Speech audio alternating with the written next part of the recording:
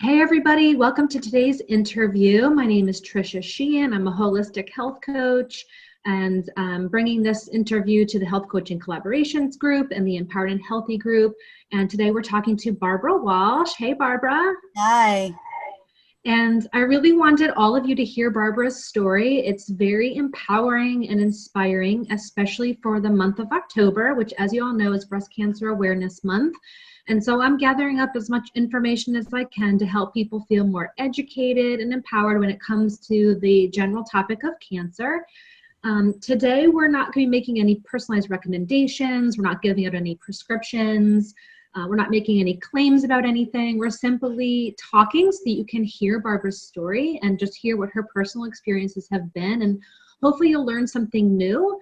And we just believe it's your right to know every option available to you. So getting educated, whether you're at risk for becoming ill or you already have a diagnosis, just educate yourself and take your health into your own hands. So I'm going to turn it over to Barbara.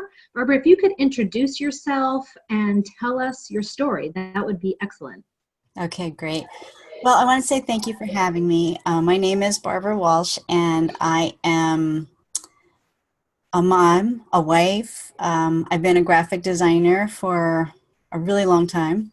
I've been a business owner, and I just recently became a health coach myself.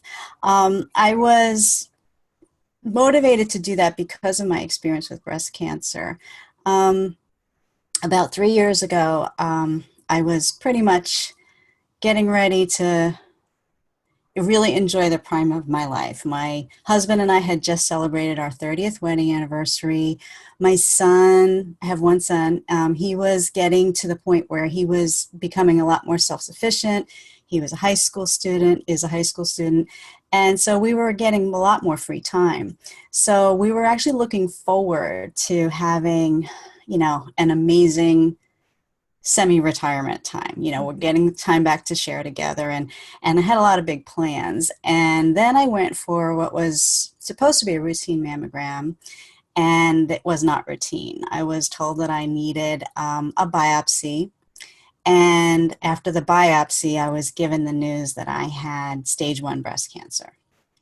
And that was really scary. It was really devastating, to be honest with you. I mean, nobody ever wants to hear those words, you have cancer. But when you get that diagnosis, you feel like you can't even process what they're telling you. So immediately they wanted me to, the doctor wanted me to have surgery. They wanted me to go right into radiation after that, and then go into chemotherapy after that. And in my past, my father actually had colon cancer, and he passed away when I was 13. And I've known many people who have had cancer, and they've all passed away pretty much. Almost, everyone I ever knew who had it passed away. And so when I was faced with the choices that the doctor was giving me, I just couldn't bring myself to undergo radiation or chemotherapy. It just wasn't something I was willing to do. And I probably might have been willing to do a lumpectomy, which is something they recommended. However, the doctor told me that when they did that procedure, they probably would be removing my lymph nodes. Now, many years ago when my dad had cancer, I had heard of this other doctor, and her name is Dr. Lorraine Day, and you can look her up. I'm sure anybody could look her up. She's pretty well known. And she had a very late stage breast cancer as well. And she actually had, her tumor was so large it protruded from her body. And then she had to have surgery to have that drained, but she had refused to have her lymph nodes removed. And the one thing I remembered her saying at that time, and it hit me, was if you ever get diagnosed with cancer and you ever have to have surgery, never, ever, ever let them remove your lymph nodes. And that struck me. It's like, why? And she said the reason why is because they're actually part of your immune system. Right. So if a person is diagnosed with cancer, the doctors will find it in your lymph nodes, because the lymph nodes are doing the job of trapping that toxin, trapping that poison that's trying to invade your body to process it out.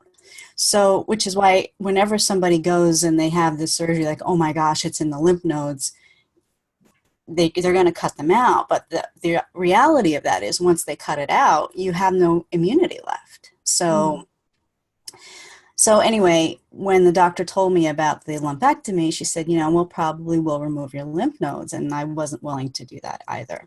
So before this happened, I had always been really, really compliant. I was a person who, I went to the doctor, I would take their recommendations because, they're the expert. They should know. Right. And so, but when I looked at this whole scenario, I felt like I didn't feel like I had options. I felt like I was really only given this one choice for treatment. And just from my own gut, I just felt like I couldn't undergo any of those treatments. I just couldn't do it. And so actually when I spoke with the doctor about that, initially she was okay with me, and she was a very well-respected surgeon in my area.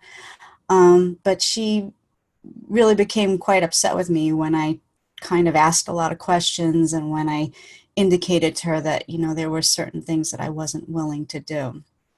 So I ended up leaving there, and my husband and I went home, and I'm a Christian. So we decided it was really time to pray, because this was like an insurmountable thing, that I was facing. And I just didn't know what to do, and I really needed direction. And while I was praying, I was also doing some research, and I was on the American Breast Cancer Association's website, and there is a forum there for patients, and everybody can write in, tell about their experiences, maybe get support. And I was reading through, and one woman wrote in, I've just been diagnosed, I'm stage 1, and I'm getting ready to start my treatment. Before I do that, has anyone heard of anything else? Just curious. And there was no real answer. There was just a website link that someone posted, and it was www.chrisbeatcancer.com. Yeah. If anyone knows about him, or if they don't, this is a guy, his name is Chris Wark, and he, I believe it was like 15 years ago, was diagnosed with like a stage 4 colon cancer. And he had to have a surgery because he had a blockage in his intestine. But after the surgery, he opted to forego radiation and chemotherapy, and he treated his cancer nutritionally.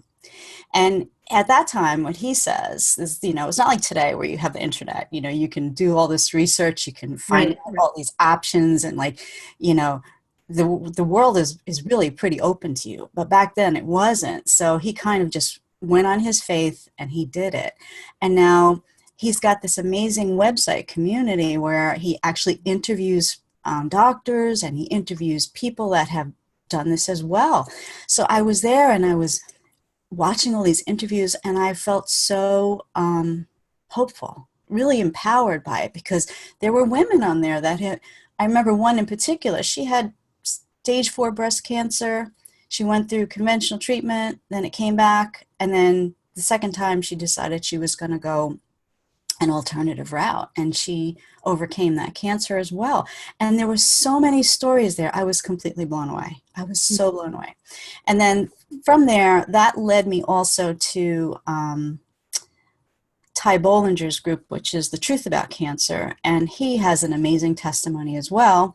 Losing his entire family to cancer, he felt led to go around the world and interview all of these doctors and find out, there's got to be something else. I lost my whole family to this disease. Why is it that there's just the one treatment protocol? And he put so much information together in his video series, and I watched that, and I was amazed at the things that I learned. I learned about not only alternative therapies that are out there, but I learned about the fact that the body's immune system is really the key to absolutely everything. And that there are things that you can do proactively to help rebuild that. and that once your body's immune system is working properly, you really don't have to worry about diseases, you know? The other thing that I found amazing through this whole thing was that, I mean, I didn't realize that it could take cancer 10 years to grow in your body. Mhm. And you wouldn't even know. It actually takes almost 10 years until they can even diagnose many cancers. Mhm. And I can remember back when, you know, when this was going on, I thought back about it. And I can remember like 10 years prior to the incident that I went through, I did have a lot of health issues. I mean, I was just doing, I mean, I was your regular junk food junkie person, you know. I would I didn't think much about what I was eating. I never thought much about, you know, how it was affecting my body. I was just, you know, living my life. And I went through a period of time where I was under a lot of stresses, and I had a lot of health issues. You know, I had a lot of urinary tract infections and other health issues, and they were sort of chronic at the time. And I Mhm. remember talking to my doctor about it, and she said to me, well, you know, usually when these things happen, you know, um, it's a sign that your immune system's not functioning properly. And at the time, I was kind of offended by it. Like, instead of using that information as saying, wow, something's going on, and now I have the opportunity to address it and Right. reverse it, you know, I got kind of offended. You know, I was of the mindset back then, you know, just give me an antibiotic and let me out of here, you know. Right. But Right. you can't be on antibiotics your whole life, you know, it's just not good for you. So anyway, you know, she didn't really give me too much else to go on, though. She just kind of gave me that, and I left there, and I never did anything about it. Now, had I listened back then, I Mm. probably could have avoided cancer in the first place. So anyway, after I did all this research, I found a clinic in Mexico, actually, and they offer a holistic treatment down there, and it's based on Harry Hoxsey's tonic, and um, that's another whole long story, but it's an all herbal tonic. And before I went there, I did research the clinic because, first of all, it's a little scary to go against the grain, you know, to do something opposite of what a doctor is telling you. It feels like, wow, am I making a mistake, you know? Mhm. And the doctors will tell you you're making the worst mistake of your life, you know. And I had to weigh that out. But some things that helped me decide to go that route were, when we asked the doctor what was the prognosis of all of the testing and the treatment if I were to undergo it, she basically said to me, well, you know, we consider it to be a success if within 5 years you don't have a recurrence. Mm. So I thought to myself, wow, what that's telling me is I have probably 5 years, because radiation causes cancers, chemotherapy causes other cancers. Um, Having been a breast cancer patient, they wanted to put me on tamoxifen, which is going to regulate your hormones, or suppress your hormones, estrogen. And that is known to cause uterine cancer.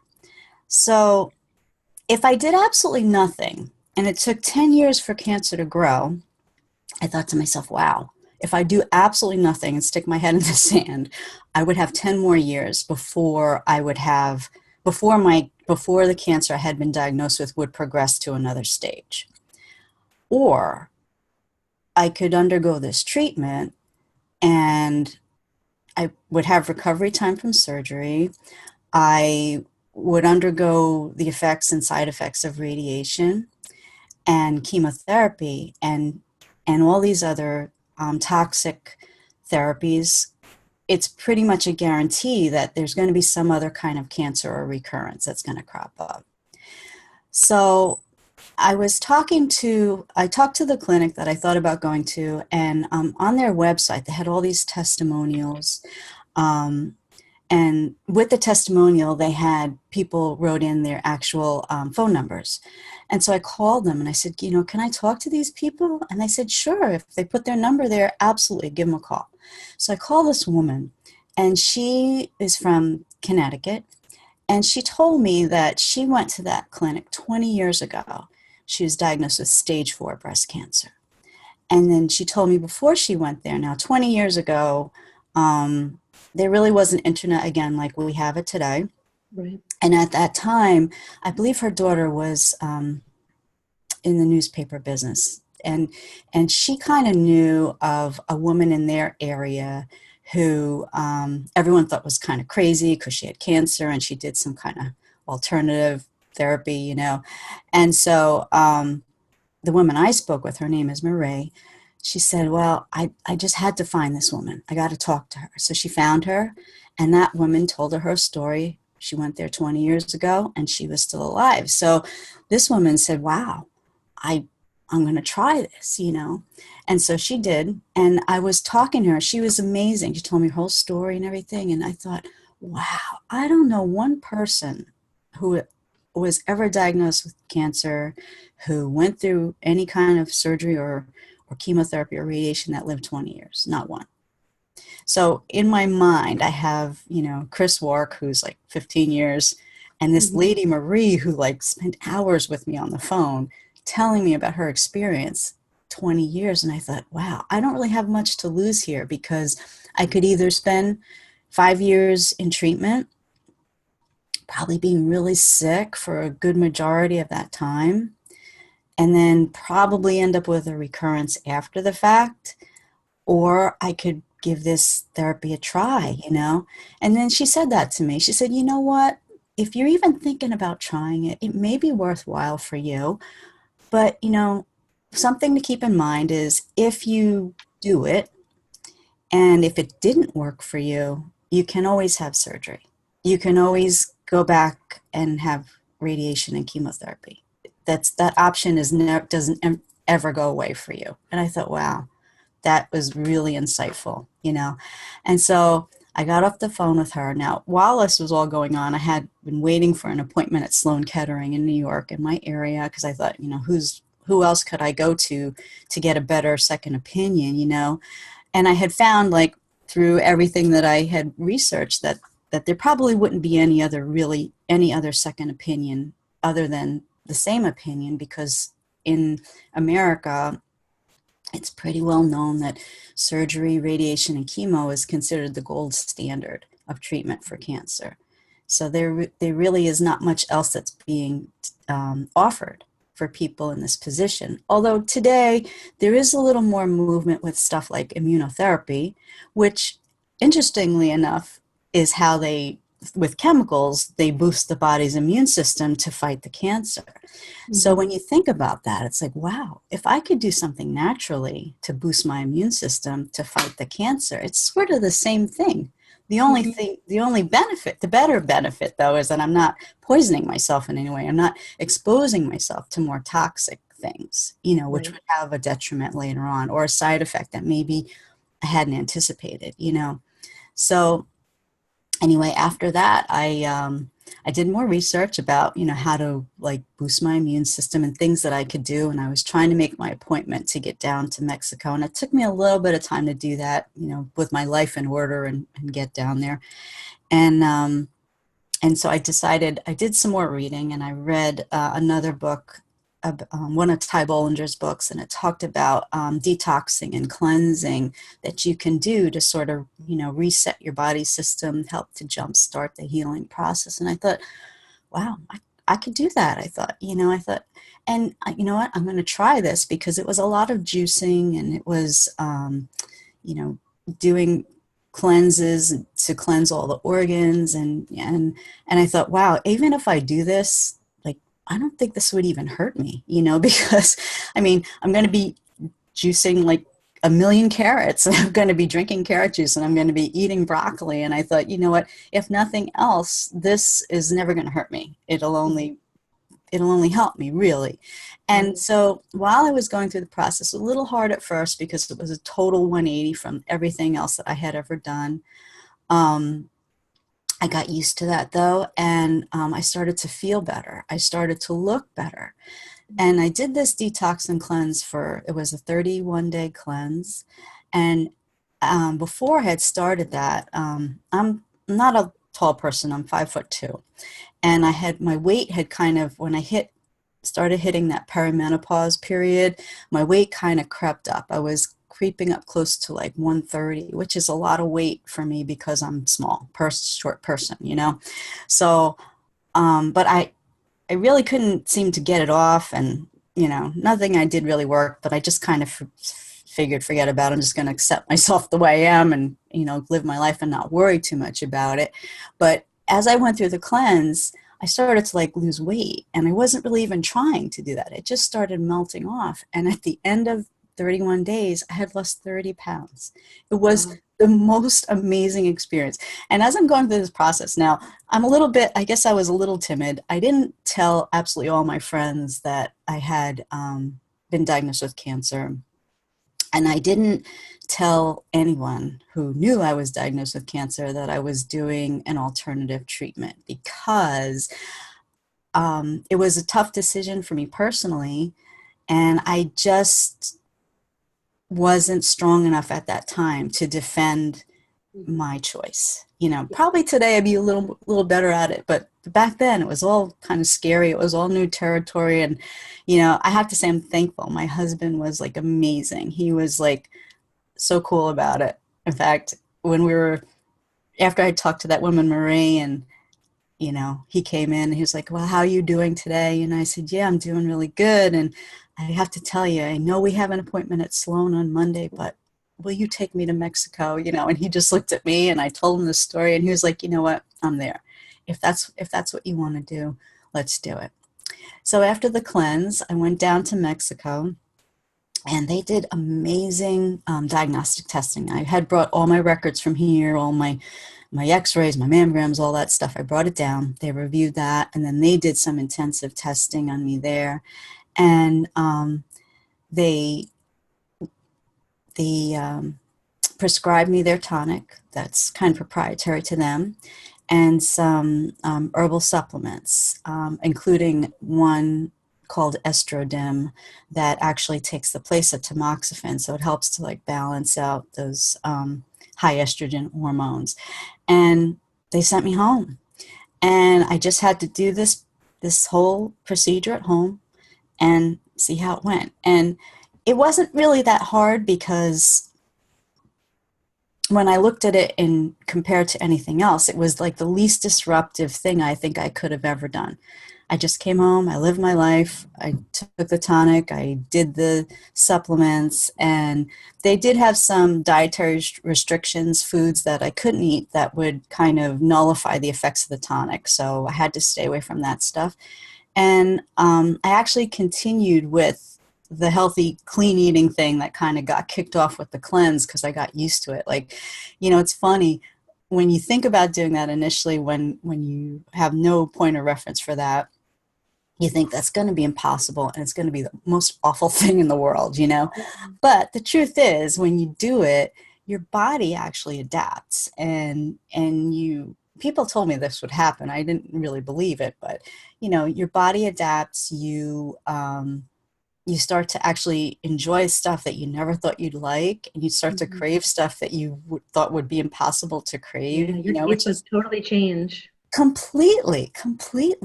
And you know what? You feel so good while you're doing it physically. My body felt really good, and I felt very. I had a lot of energy, and I felt strong. I didn't really feel sick or anything like that, and so I just kind of stayed with that, and I did that for 6 months. And then they wanted me to come back down to Mexico so they could retest me again. And before I went there, I got tested here, and I did, instead of doing mammography, I did thermography. It's a less invasive test, has no radiation, So I thought that would be a good option for me, because I thought I don't really want to expose myself to more things that could possibly cause other cancers, So I did thermography, and I got good results from that. And then I went down to Mexico, and they did the whole battery of tests again. And at that time, I was told that the cancer that was in my body was now gone. So, it, What? yeah, I know it's the most Amazing. amazing thing. And so since then, I've been back and forth because they were checking me every 6 months initially. And every time I would get the same result. And actually, I just got back because I went in August down there for another annual checkup, and all my levels are good. All of my systems are good, and there's no cancer in my The body. body is just brilliant. It I is. think that's such a big takeaway, that your body was brilliantly designed to keep you healthy and in balance. It just has to have the right inputs, which you That's gave it. And look what happened. It's remarkable. it is, and I think it's so amazing because especially like as you get a little older, you start to feel like, or even if you have people in your family who maybe have gone through other diseases, I personally feel like, from my experience, because my dad had cancer, I don't think that would have had to be an inevitable thing for me. I think that had I known what I know now, and had I actually fed myself better all those years, I really don't believe that cancer would have been inevitable for me.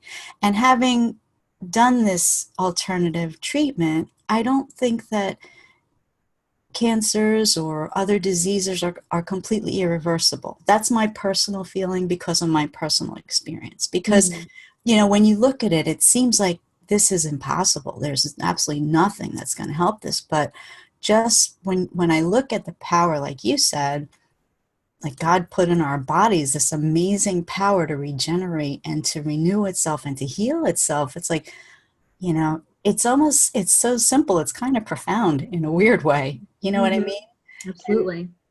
and so I have to say, I mean, I would tell anybody, it's like the alternatives out there are so amazing. And the fact that they are not toxic in any way is even more amazing because unfortunately, like with a lot of medications, there's so many side effects. Taking a medication could trigger other illnesses or other problems can come from it. These natural therapies, you didn't have that. You didn't have that worry, thinking, wow, I'm going to take this and I could get this from afterward because it was all just healing food. It's working with your body. It's a Absolutely. partnership. Yeah. Your body can recognize it. Your body's not being tricked, or receptor sites are not being turned off. It's a true partnership and not a workaround. Yes, absolutely. Absolutely true. Yeah. That's just such a remarkable story, and thank you for sharing it so that you can pay it forward. Someone told you about all these options, and you became more educated, and it changed your life. And this is, hopefully going to do that same thing for many more people.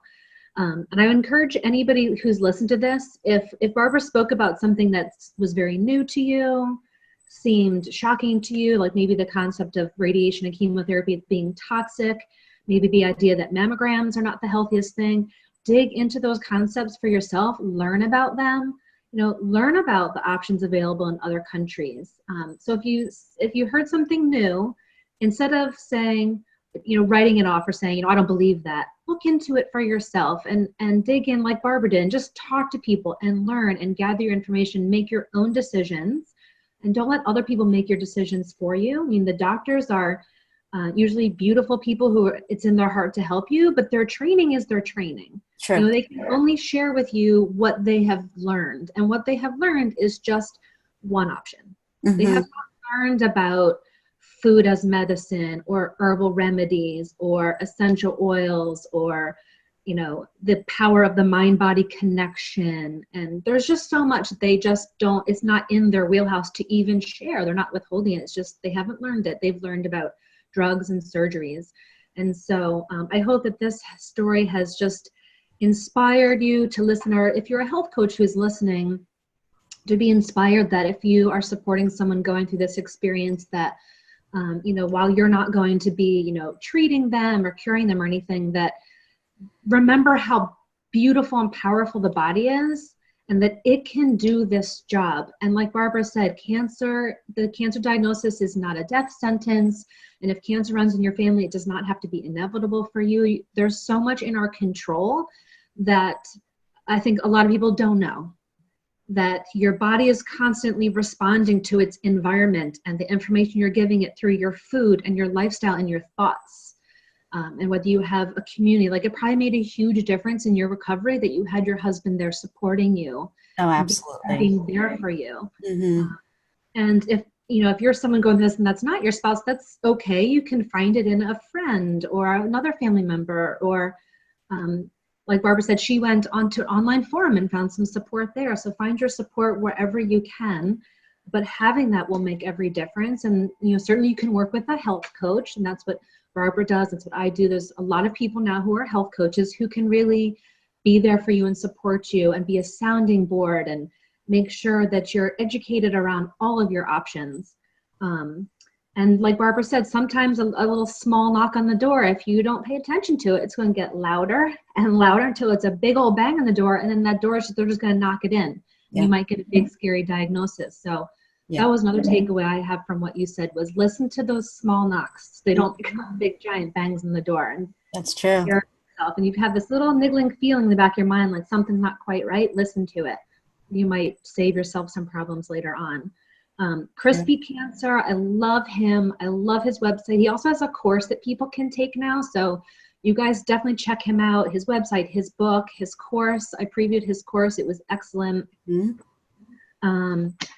So I'm just excited to share your story, and I'm so happy for you that this has been your experience, that you're now well. If people would like to connect with you as a health coach, what's the best way for them to do that? They could just drop me an email. It's healthcoachingwithbarbara@gmail.com. Okay, perfect. Yeah, and I'm open. So if anybody even has questions, I'd be more than happy to share information. I know for myself, speaking with that woman, Marie, who went through the whole process herself, she had a real experience. That was a turning point for me. So I could tell you, if I could, as you say, pay it forward and help another person just to even get some information so that they can have clarity on what their options are, that would be a wonderful thing. So awesome. All right. Well, thank you so much for your time today. Thank you. Bye.